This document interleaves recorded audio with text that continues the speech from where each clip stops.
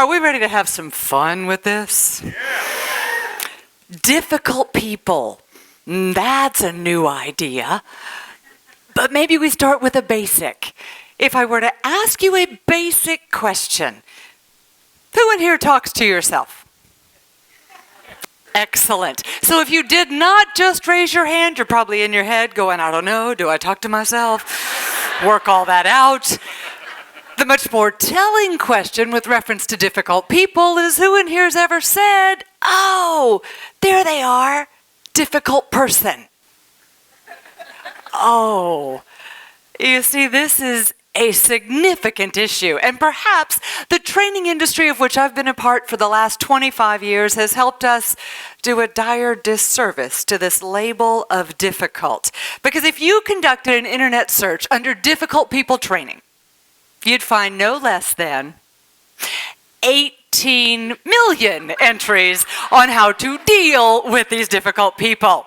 Even as the author of the book, Make Difficult People Disappear, I will tell you frankly that's not the two topics we're looking for. We'd rather the behavior go away.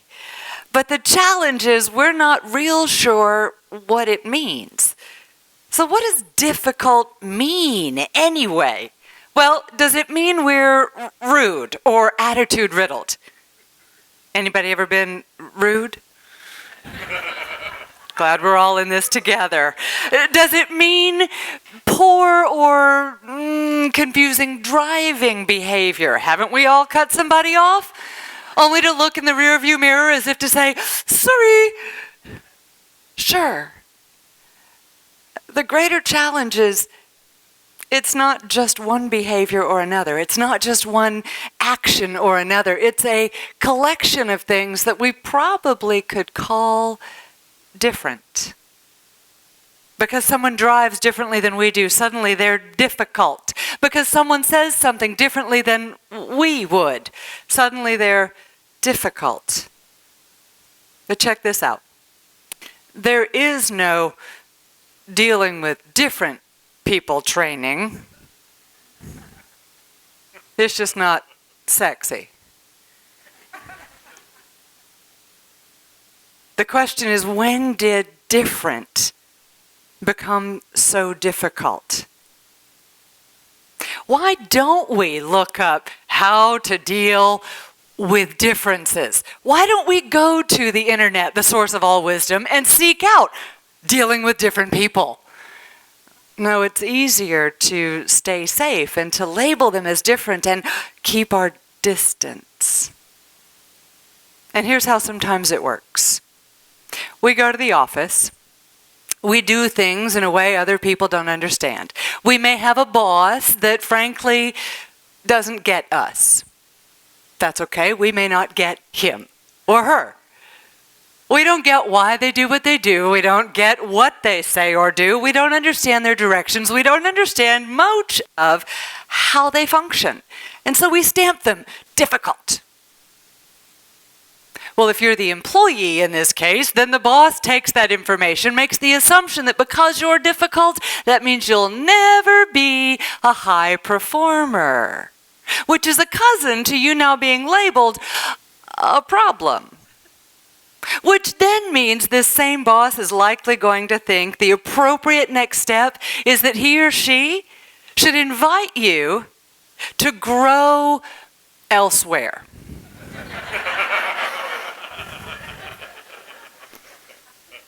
You start equating difficult and different, you might find yourself in a new career. But where does this all come from? Where does it start that we begin thinking different and difficult go together? For most of us, it's what we were taught when we were little. Maybe you read the book when you were a kid entitled, Are You My Mother? And in the best of intentions, those mothers and fathers and loved ones, what they did instead was share with us their labels so that we would be protected from people who are different, which might be risky and dangerous. So I think instead it's much more true and plausible that we all read this version. Are you my difficult person. And if this is the book that we read, here's how it shows up as an adult. You might travel by airplane for professional or personal purposes. And you go to the airport and you, even as a Delta frequent flyer, decide you will not endure what's called the porn scanner.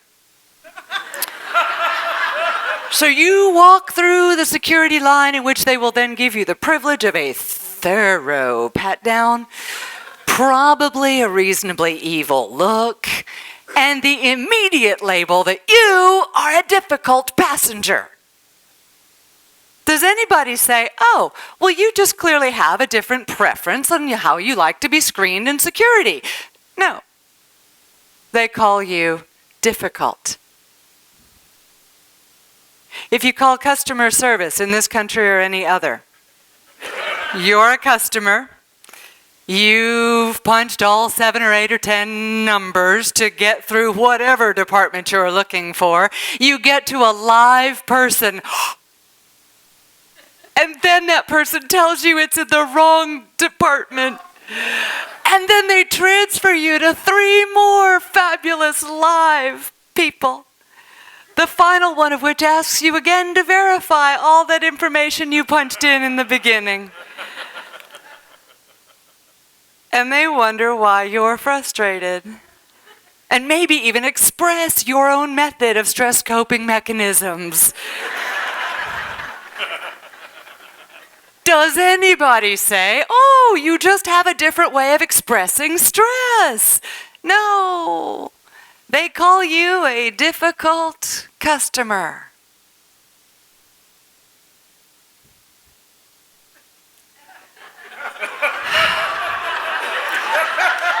If you violate what your mama taught you and you go talk to some stranger last week, this one, or in the recent election cycle, and you start talking about your preference of certain political candidate, or your view, or your likes, dislikes, beliefs, or voting preference, are you going to be called someone who merely has an opinion that's different? No. You will likely receive tremendous amounts of vitriol and aggressive conversion tactics. Now I have to ask you, if it's really this simple, is it because we express a different preference? Is it because we express a different opinion? Is it because we manage our stress differently that we're then considered difficult? I think it is that simple, and if that's the case, then the real newsflash is this. We're all difficult people. The problem I find with that is, when did that happen? And the bigger issue I will tell you that's behind that is, most of the time, the projection of protection behaviors is because, in truth, we're afraid to be vulnerable. We're afraid to have a conversation that's real and meaningful. We're afraid to express a difference of opinion because that might make us, different. And most of the time, we don't want to stand out. We want to fit in. So isn't this, at some level, all we are afraid of? And in truth, let's face it, vulnerability, it's kind of scary. This is why we walk around talking about benign, unimportant things. How's the weather? Or if you are from the South, how's your mama? Vulnerability is scary. Now, I must also tell you, I am not a Harvard researcher. I am simply an MBA who owns a training business and has the privilege of serving in the capacity of executive coach using an emotional intelligence assessment. With that comes the experience and realization through thousands of clients. that you got a lot of people covering up their vulnerability. But a lot is a rather unspecific number, so let's put some specifics behind it. Out of 3,000 assessments in our office, only 4% said, nope, I am not covering up any of my vulnerability or authenticity. I am real and genuine, and I don't cover up anything, because we're encouraged to cover stuff up in this country. Someone says, how are you? We do not say, life sucks. We say, I'm great. Now what that means is 3,000 people, only 4% are saying, yeah, I would tell you things are not so hot. So only 120 out of 3,000 are being honest. That scares me, and that's not just personally, that's not just professionally, folks, that's globally. So let's dig deeper. Out of 120 people, what are they doing that others aren't? What are the ones that are covering up stuff doing to express their fear? Think back to when you were afraid. What did you do when you felt fear? Chances are, it was one of these things. Maybe to some degree, lesser or more, you softened it, you hid it, you couched it in a way that one might consider professional. Or maybe you just said, oh my gosh, I'm frightened. And you started barking orders and being a bully, or maybe you even cried a little. These look a lot like difficult people behaviors to me. And maybe I tell them myself as the safest example. You heard her mention in the introduction, I have at times been called a difficult person. One does not write a book called Make Difficult People Disappear if one has no credibility.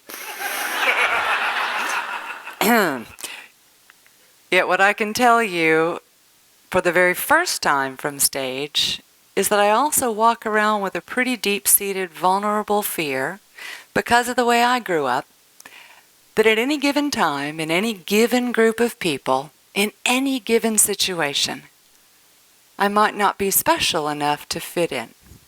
And that my very presence, given I was the child sitting outside the window, looking in on the family on most occasions, my very presence is felt like an inconvenience.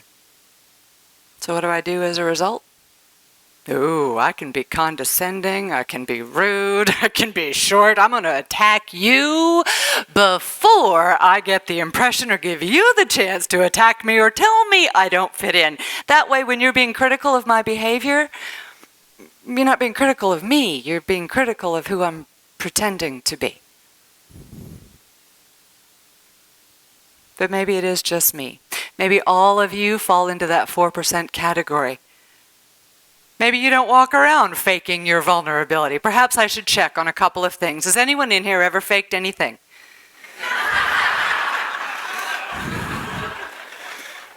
The laughter suggests perhaps we're not only talking about behaviors. So let's dig deeper. There's a chance you've also been called a difficult person, but I want to test this theory. Maybe if we look at out of these behaviors, you may have heard these things. If anyone, with a nod to Jeff Foxworthy for his style example, if you've ever heard, oh, bless your heart, you might be a difficult person. Not a term of endearment.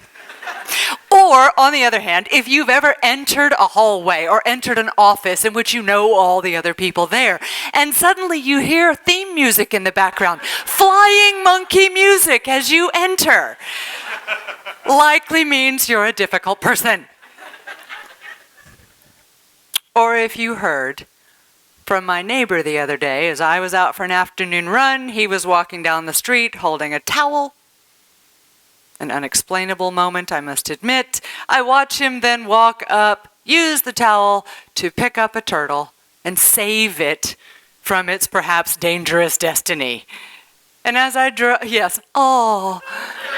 And as I jogged by, I said, hey, thanks for your efforts. His words, and I kid you not, Rather save him than most people.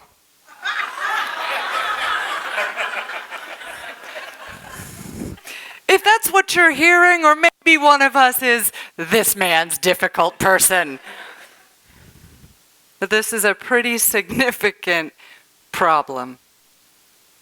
And if we don't fix this quickly, it's risky what we're teaching our future generations and our children about embracing differences and about building connections and building relationships. Because I suspect if I asked each of you this question, would you rather be vulnerable or risk a potentially painful connection? Would you rather be difficult or protect yourself from that risky connection? Your answer would be, oh, difficult, in a heartbeat. Different and difficult.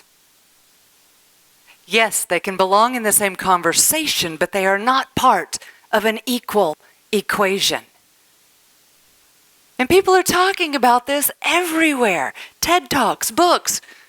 You've got topics being described and dug into about being vulnerable. But talking about it is one thing. What are we doing differently? Maybe when you go to work next, you start focusing on how that coworker isn't really your biggest pain in the neck and difficult, or that boss, and you start to see differences and ask about them. It's like we changed the eye chart. I don't see difficult people. I see different ones. Maybe you look at the bully. Now this could be a lesson to teach your kids.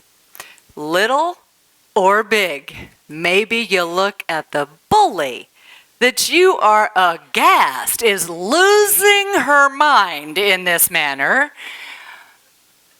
And while you admire her hair, you ask yourself, what's really there? What's the fear behind this behavior? Maybe you look at those who we call stuck in analysis paralysis. They can't make a decision or they're wishy-washy. And you say, gosh, I wonder what they're afraid of if they don't actually make the right decision.